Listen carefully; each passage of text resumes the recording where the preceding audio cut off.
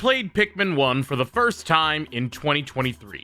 Which makes sense, the new game comes out by the time of this video, and while I'm sure a lot of people are waiting for Pikmin 4 to be their first game, I wanted to do something a bit different. I played the Pikmin 4 demo and instantly fell in love with it. I played Pikmin 3 on Wii U and Deluxe on Switch. I even played Pikmin 2 shortly after graduating high school as a gift on the Wii. It's not like I wasn't a complete fan of the franchise, but the demo made me realize that I've played all the Pikmin games, except for the first one. So I figured to get us hyped to play Pikmin, we should play Pikmin. I was always nervous to try this one with the idea of losing your Pikmin like in most games, but also the 30-day time limit is what intimidated me the most. But I have some experience with Pikmin 3 and a tiny bit of experience of Pikmin 2. Maybe I'll get into that later. So there's no way I'm gonna let that many Pikmin die, right? Right? Oh no! Oh god! Why do they keep dying? Please, don't go in the water again! What are you doing? I'm getting ahead of myself. Let's take a look at Pikmin 1. Pikmin 1 starts with Captain Olimar cruising through space when suddenly, BAM! He gets hit by an asteroid and crash lands on an alien planet.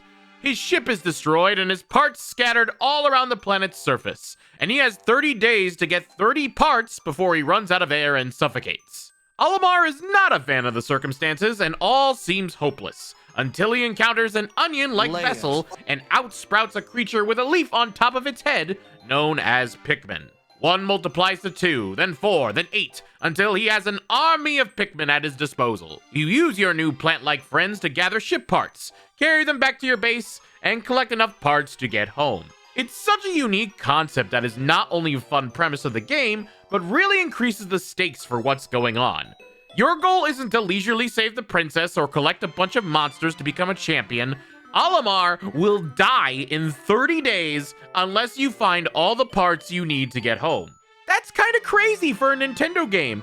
Extremely dark if you think about it too much. And the story of Pikmin 1 is something that always intrigued me from the moment I started the game to the moment I finished. It really hits a chord, as you want to see Olimar get home safe and sound, especially when you learn so much about the guy. At the end of the day, you learn how he has a wife and 2 kids, how he's just a delivery guy for his planet Hakatate, how he feels responsible for the Pikmin he leads. The end-of-day journals that he writes include small tidbits, but they really help you identify with the guy, or really feel bad for him if you don't get him home on time. Again, for Nintendo, where story and narrative isn't a priority for them, it really does hit hard. And it made me want to do my damnedest every single day. And speaking of days, what makes this game interesting and in fact part of the real-time strategy family is the day system. Here's how a typical day of Pikmin will go. You start your day, pick out your Pikmin, go out and send them to do whatever task they need to do. These tasks can range from breaking down walls to fighting ferocious enemies to, of course, finding and collecting ship parts. You can do a lot in a day depending on how you strategize and your time management skills. For example, you can send one group of Pikmin to demolish a wall, while another group works on bringing that part back to base. The goal is to be able to multitask and have it so you are doing as much as you can each day. After all, you have one in-game day from dawn until dusk, 13 minutes of real life, and then you go back to your ship to avoid nocturnal creatures, all while making sure all your Pikmin are with you so none of them are left behind. You have to really plan things out, and it can be really tough for a first-time player, aka me, especially when you want to balance getting things done in a timely manner, and keeping your Pikmin themselves alive. I will say though, the world of Pikmin is extremely gorgeous, and while there's a small limit of levels, only 5 to be exact, counting the tutorial and the final level, all of them look amazing in one way or another. They're not perfect, but it's still pleasing to the eye, especially with the remaster, and it has a whole nature vibe going for it. Almost like a bug exploring a giant garden for the first time. And throughout all these locations, you use those Pikmin to work like ants, trying to do what they need to in order to help you. Oh yeah, I should probably talk about the Pikmin now, huh? They are the main focus of the game. These adorable creatures are not only essential to completing the game, you really grow attached and want to protect them as much as you can. For better or for worse. I say that because as much as I adore and want to make sure these things are okay, I really get irritated by them. First off, there are 3 types of Pikmin you can collect: red, yellow, and blue Pikmin. each having their own special advantages. Reds are the strongest and are able to withstand any fire attacks. Blues are the only Pikmin who can swim, and yellows can jump higher than any others and are the only Pikmin who can carry bomb rocks. Each of them have their own quirks, which you must use to your advantage with each obstacle and enemy. Reds were my go-to with fighting enemies, as they got the job done a lot quicker. I used yellows to take down walls with all the bombs, and blues I needed exceptionally, as a lot of parts were in or surrounded by water. I hope they were water resistant for Olimar's sake. Pikmin also have a leaf on their head that over time, or with the help of some of that sweet, sweet nectar, the leaf would mature from leaf to bud and then bud to flower, making Pikmin faster and more reliable. On one hand, Pikmin as a whole are kind of impressive. The fact that a bunch of these guys can be on the screen alone is really innovative, more so for the GameCube days, but even on the Switch it's pretty cool. Not to mention you can get them to move certain objects and have them carry those objects like ants marching on an anthill all the way back to base while they're making cute noises while doing so. It's just lovely. I kind of love it. I don't know. They feel less like units and more like actual living things that you want to protect at any cost. But you can't, because as much as I love them, they're incredibly stupid. This is the first game in the series, so the Pikmin AI has gotten better and better with each and every game. However, I'd be lying if I said that these guys were perfect. While I've grown very attached to all of them while playing Pikmin 1, they did a lot of things that infuriated me. First things first, they randomly trip at points. The leaf Pikmin would especially trip at the most inopportune times, falling behind and forcing you to wait until they catch up at best, while at worst, tripping and facing the sweet relief of death. It's a bit annoying, but hey, what can you do? Second, remember that nectar they love so much? They will stop everything they are doing to get some of that sweetness. It's like candy to them. Even if they are following you 1 minute, all they need to see is the slightest bit of grass, and that's their goal now. You may not even notice them leave the group until it's the end of the day and they're on the other side of the map and it's too late. But hey, they got what they wanted. I hope it was worth it. The Pikmin themselves, while capable of so much, are really not that smart when it comes to following you around, as they will often get stuck in corners, walk blindly into death traps filled with enemies, or walk straight into the water despite not being able to swim. I can't tell you how many times I lost Pikmin due to them drowning, even though I didn't want them to walk anywhere near the water. Pikmin will interact with the nearest object you drop them near, and I've literally seen yellow Pikmin just blindly walk into a puddle and drown multiple times. It literally feels like Olimar is babysitting a bunch of toddlers, trying to get them to do their chores for their parents, all while making sure they don't get eaten, fried, or at the bottom of the ocean. It was really frustrating to me. Not to mention, when these Pikmin died, I felt really guilty. At first, I felt just awful about how they lost their lives under my command. But it just got to a point where they just started doing stupid things on their own, even without my command. And I got so fed up with them, I decided to just let Darwinism do its thing. Sorry, Pikmin, but it's survival of the fittest in this cold-blooded world. That's not to say I didn't try to save as many Pikmin as I could, but in the end, some sacrifices I was willing to make. There was one ship part I struggled with getting and lost a lot of Pikmin in the process. And after finally getting it near the end of the day, I had to choose between continuing the day and taking the loss, or restarting to have my Pikmin back like nothing happened, but having to get the part all over again.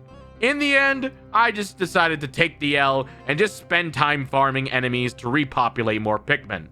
Oh yeah, there's a lot of enemies in Pikmin 1, and they are ferocious. They may look innocent, but do not be fooled. Trust me, if you let them, they will devour your Pikmin like it's an all-you-can-eat buffet. Bulborbs, the main enemies, can be taken out quickly if you do it just right. But if you aren't careful, they can gulp multiple Pikmin at a time. Sheer grubs come from the ground and will take on your Pikmin individually. Fiery blowhogs will spout fire, and even if you take them on with red Pikmin, they can still launch your troops into hazards. I've literally had it where fires were launched into the water. It sucks. And the worst, the absolute worst enemy of the game are the Wollyhops. These guys are the bane of my existence and the serial killer dragoon of Pikmin. Frogs will jump super high in the air and then squash them. Splat!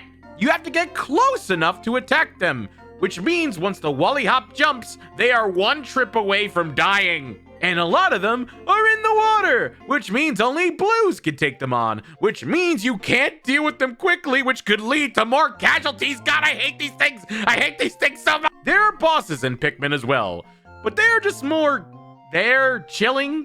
No special fanfare, no theme. They don't really feel like bosses. They just feel like huger encounters and huger enemies with more HP. And yes, if you don't know how to deal with them, your Pikmin population can dwindle. But if you do, you shouldn't have an issue. Some I didn't have trouble with, and others were like the burrowing Snagret. I lost a lot of Pikmin to the burrowing Snagret. All 3 of them. So, with me describing this, my Pikmin 1 experience was kinda rough, yes. And with all this complaining, you would think I kinda hate the game. And that is where you're wrong. At the end of the day, you not only get little passages from Olimar, but you get these reports, where you see your stats for the day. How many Pikmin you sprouted, how many you lost in battle, and how many were left behind. All with a graph too to show your process visually. Something about these progress reports was so satisfying and really encouraged me to keep going and to keep trying. Whether I cheated by restarting the whole day, took the loss of Pikmin reluctantly, or felt really confident about how the day went, seeing how I progressed afterwards was something I genuinely looked forward to. It was kinda cool to see those details, and in a way inspired me to get better and strategize a bit more. I wanted to do the best I could to make sure I got multiple parts in multiple days. Sure, as long as I mostly got 1 part a day, I would be fine. But sometimes I got 2 a day, and I remember feeling extremely productive after getting 3 ship parts in the distant springs in 1 day. Really proud of myself. It's all about improving day by day and even playthrough by playthrough. Yeah, I struggled a lot, incredibly so, but I got better over time. This is one of those games where you learn from your mistakes and get better. I was able to babysit my Pikmin just fine afterwards and get them to do what I wanted. And we all worked together and got 29 out of the 30 ship parts. And then we took on the final boss. And that final area is no joke either. You have to use all your Pikmin alone just to get to the boss. And then you take on Emperor Bulblax, one of the toughest fights in the entire game. And yes, I lost my fair share of Pikmin against it as well, but I defeated him, got the last part, and watched the cutscene as Olimar finally got home. I did it! I beat Pikmin 1! I genuinely wasn't sure I was going to be able to pull it off, but I did it! And at a decent time, too. Eat your heart out, Wally Hops! I even got a sort of end-of-the-day report. I got all 30 parts in 22 days. Not bad for the first time. Even with a couple of restarts. I sprouted over 1,000 Pikmin and lost... I lost over 400 Pikmin? I knew I lost a few, but I never knew how bad it was. How could I let so many Pikmin die? I did this. They all perished because of me. The true monster was not the Bulborbs, the Wally Hops, or even Emperor Bulblax. It was me all along. Why, cruel world? I can't live with the guilt anymore. In the end, Pikmin 1 was quite the challenge, but I really enjoyed it.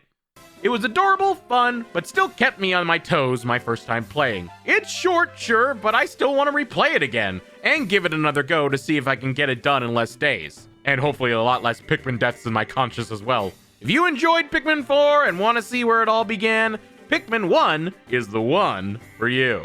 What are your thoughts on Pikmin 1? Let me know in the comments below. And don't forget to hit the like button and stay tuned for more videos.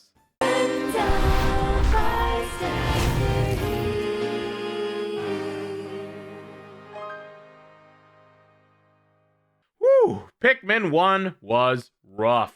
But I'm sure revisiting Pikmin 2 can't be harder than that.